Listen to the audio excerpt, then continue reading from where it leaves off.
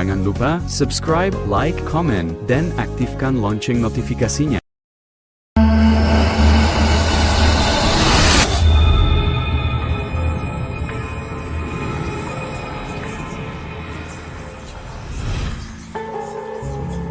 Pak Rasman adalah seorang anggota Dewan Perwakilan Masyarakat. Melakukan pesugihan tuyul untuk mengumpulkan uang sebanyak-banyaknya guna membayarkan hutangnya saat ia kampanye.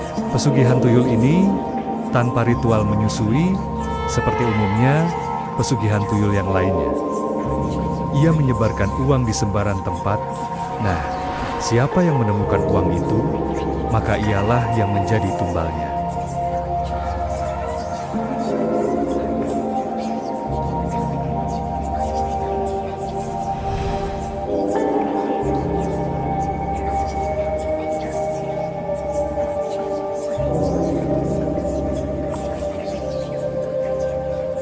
Selain menjadi tumbal, ia juga sekaligus menjadi pengantar tuyul-tuyul itu untuk beroperasi, yaitu mencuri uang yang ada di sekitar tempat ia berada.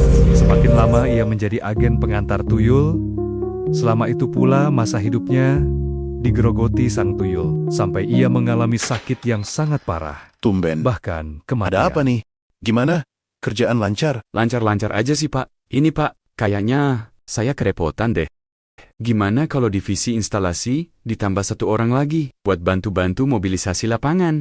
Oh gitu. Ajukan aja ke bagian rekrutmen. Sebutin aja kriterianya kayak gimana. Gampang kok. Oh gitu. Ya udah, terima kasih ya, Pak.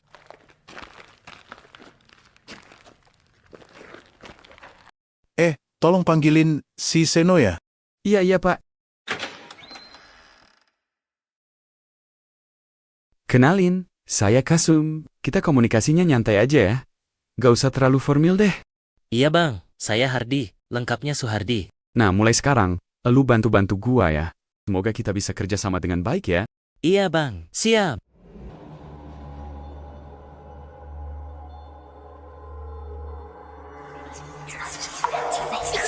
Mah, akhir-akhir ini pemasukan kita makin menurun aja ya. Kamu masih tetap nyebarin uang nggak? Oh iya, tenang.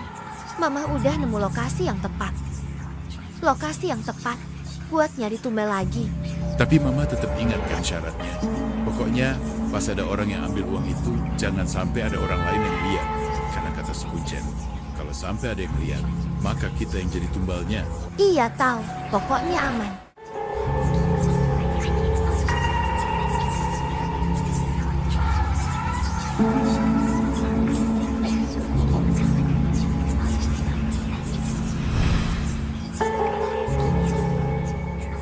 Wah, Di, kayaknya kita harus lembur nih. Kerjaan numpuk banget. Bisa nggak? Hari ini lembur. Oh siap, bisa bang? Oke, paling sampai jam 9-an deh.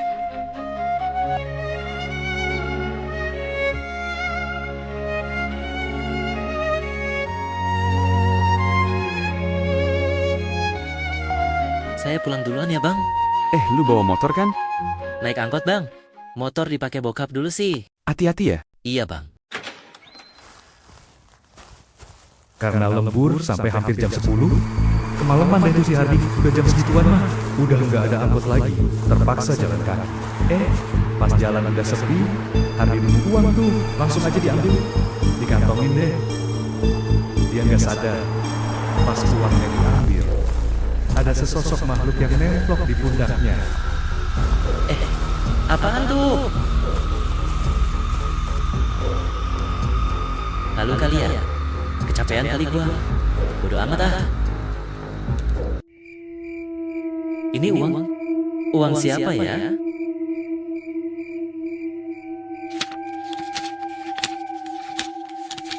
Wah, ini mah banyak. Gua apain nih uang? Simpan aja dulu kali ya.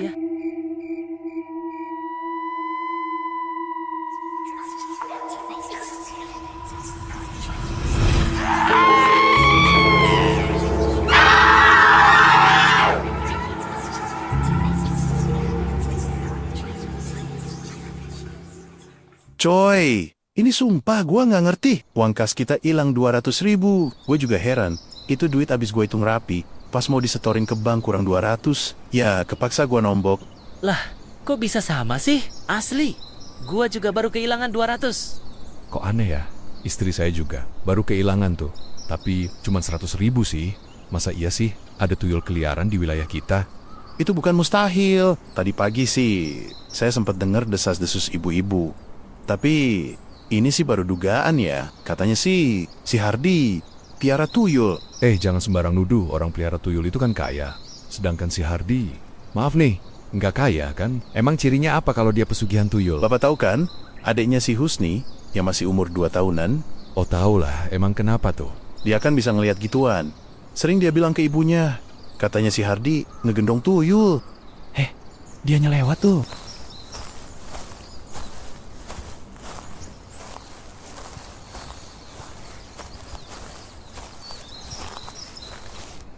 Semenjak Hardi memungut uang yang pernah ia temukan, banyak hal terjadi menimpanya. Mulai dari gangguan fisik yang menyebabkan badannya sering merasa panas dingin, terasa sakit, dan terasa berat di pundak saat ia berjalan. Selain itu, warga di sekitar lingkungan Hardi banyak yang mengalami kehilangan uang secara misterius, sehingga timbul kecurigaan di antara mereka bahwa sering terjadinya kehilangan uang itu disebabkan oleh seseorang yang melakukan pesugihan tuyul. Dan celakanya, kecurigaan itu mengarah kepada Hardi. Tentunya bukan tanpa alasan. Alasan yang dianggap warga paling kuat adalah adanya seorang warga yang mempunyai kemampuan supranatural yang telah mendeteksi adanya sesuatu di badan Hardi. Dan ada hal yang membuat situasi bertambah rumit ketika ia menjadi bahan gunjingan warga. Sementara kondisi kesehatan dan fisik Hardi mulai menurun.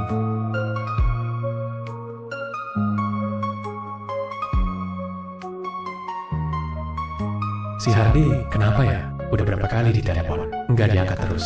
Gue jadi khawatir. Emang sih, dia udah kasih kabar sakit, tapi lama banget ya. Ntar sore, gue ke rumahnya aja deh.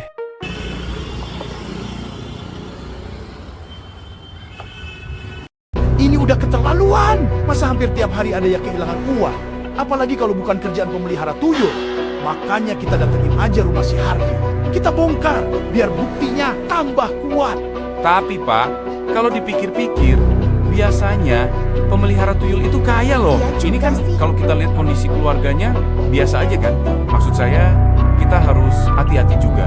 Jangan sampai kita salah sasaran. Tapi kita kan tetap harus cari pelakunya. Mau sampai kapan kita begini terus? Begini, petunjuk satu-satunya. Kan si Hardi tuh. Makanya, kita datengin tuh. Kalau soal pemelihara tuyul harus kaya, enggak juga. Bisa aja kekayaannya nggak ditaruh. Iya, benar. Bener. Iya kan? Tahu-tahu dia punya rumah di mana gitu. Makanya kita harus datangin rumahnya. Kita interogasi biar jelas. Udah, kapan dong? Nah, sekarang kita pulang aja dulu. Nanti saya WA di grup kapan harus eksekusinya. Begitu ya? Ya udah.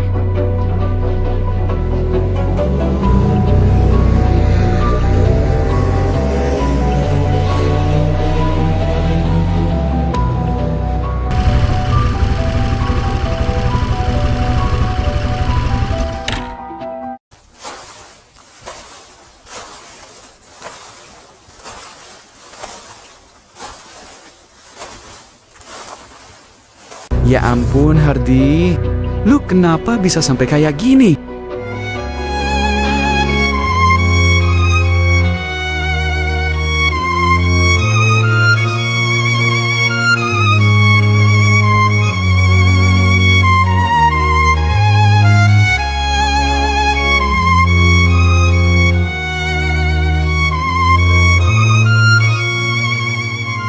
Gitu bang, ceritanya.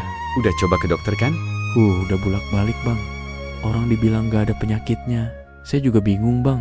Oh kalau gitu, kita coba pengobatan alternatif kali ya. Di sini ada kayak pemuka agama, ustadz, atau kiai gitu. Ada nggak? Tanya si ibu bang. Oke, gua tanya ibu deh. Udah beberapa kali soalnya.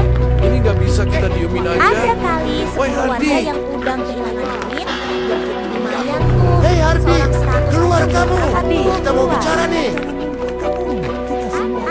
Ada apa ini? Bapak-bapak, ibu-ibu, tenang dulu. Kita bisa bicara baik-baik. Begini Bapak Ibu sekalian, Hardi bukanlah pelaku pesugihan ini. Hardi adalah hanya korban.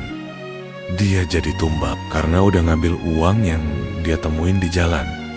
Nah, begitu uang itu diambil, maka si Hardi jadi semacam agennya gitulah. Jadi, makhluk yang ngambilin uang itu nyebar lewat si Hardi. Karena dia ngikutin Hardi terus, sekaligus menyerap energi si Hardi sebagai tumbalnya.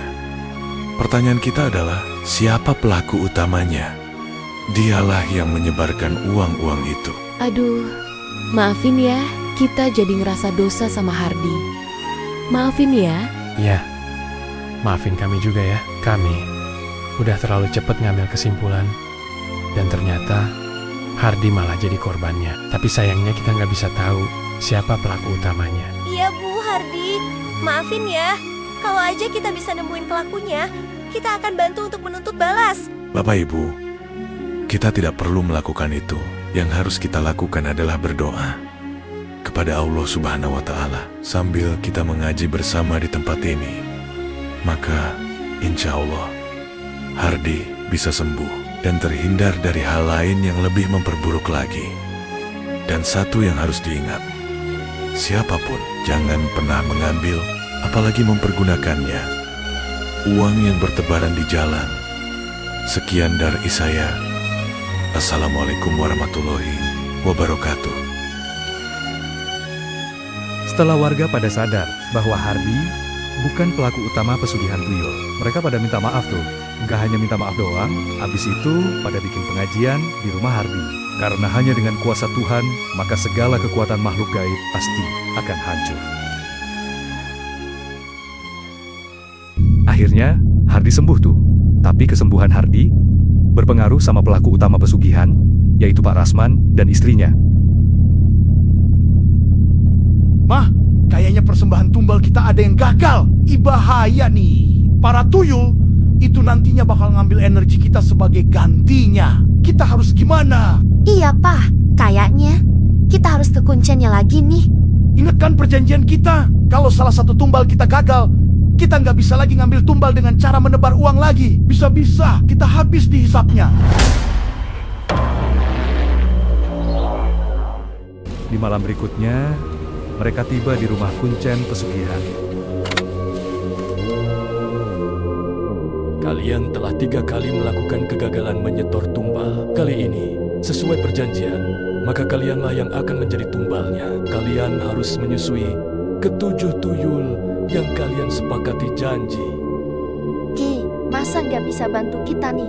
Kita mau bayar mahar berapapun. Tolonglah, Ki.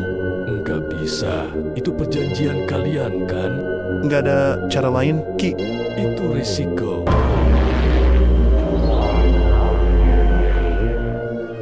Bro, akhirnya lu bisa lolos juga dari orang serakah. Iya bang, makasih ya. Ngaco ah, makasih kok sama gua. Yang penting, lu sehat deh. Besok, lu mulai gawe lagi kan? Semangat ya. Siapi.